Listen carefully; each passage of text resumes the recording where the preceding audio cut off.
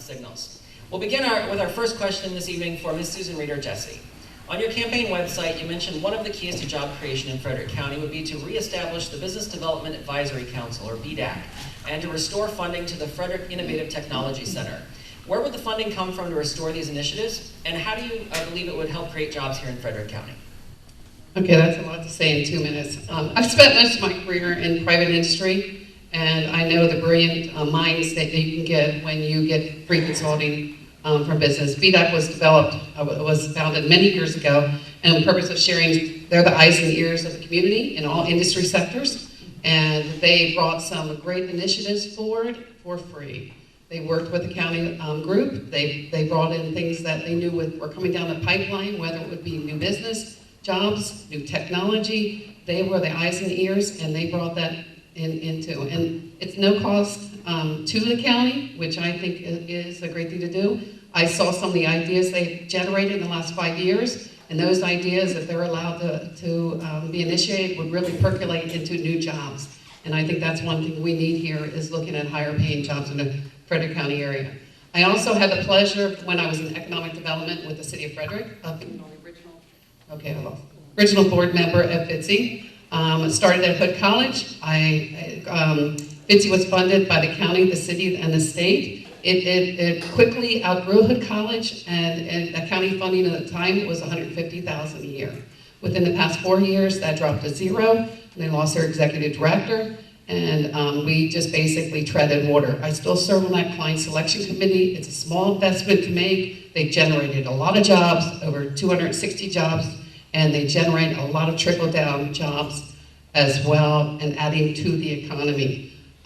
They have about $27 million in annual revenues, and the downstream economic impact of helping small businesses grow that need special infrastructure like laminar flow hoods and things like that is something that's very valuable to have in any community. So that is a small investment in make, but the job, it's proven, it's a job maker. We need to bring back that small funding to get an executive director that will travel outside the county and the state to bring jobs here. Thank you. Ms. Norris, in the Frederick News Post on September 14th, you said, no matter who takes the county executive seat, the council must keep an eagle eye on the way the executive runs government operations. What are your concerns that led you to make that statement, and how will you work with the county executive in this at-large role to help the people of Frederick County? Thank you.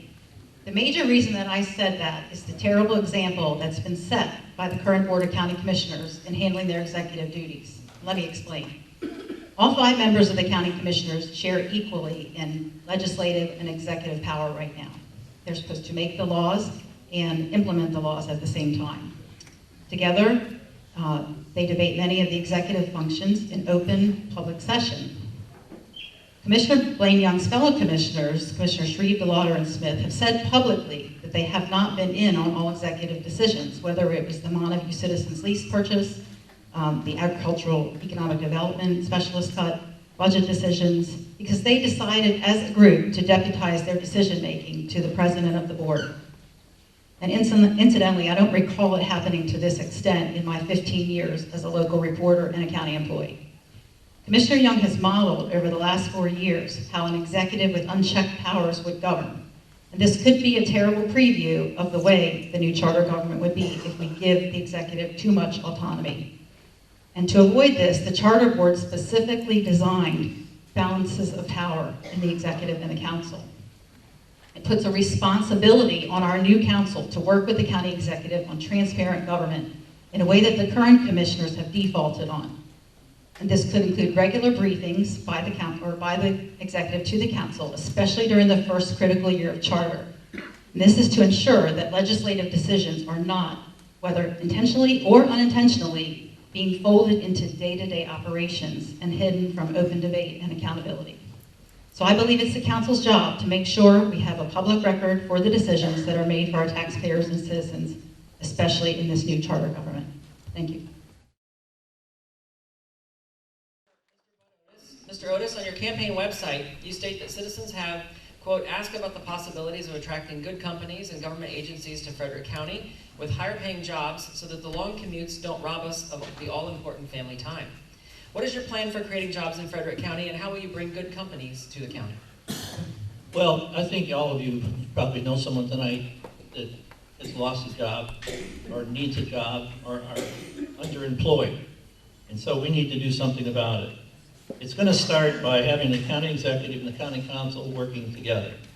We can't work at cross purposes if we're trying to sell our county to people in other parts of the country. We have to work as a team. The council has to come together with the county executive, and we need to develop policies and tax incentives that will attract business to this county, not only from out of state. I think there's other counties in this state that we ought to go after business in. I think there's businesses probably could be relocated out of Montgomery County, for instance. I would like to also do something with the Office of Economic Development. I think that that has a very important part to play in this process, and I think that a board of advisors, of business leaders in the community ought to be established, because when it comes to selling a business, and I've done it, when I've been the president of a company in another county, the economic development people bring those companies to you, and you can sell them better than the elected people and the economic development people. If we get our business people involved, they'll help us attract companies and help us sell them here. I also would like to see that Office of Economic Development have one person at least dedicated to contracts at Fort Detrick. There are millions of dollars worth of contracts leaving that base, going all over the United States. We need to bring those contracts back here. It's one of the largest employers in the county. They're using our roads and our streets and our water and all the things we have. They could provide a benefit to our people by bringing some of those jobs back here.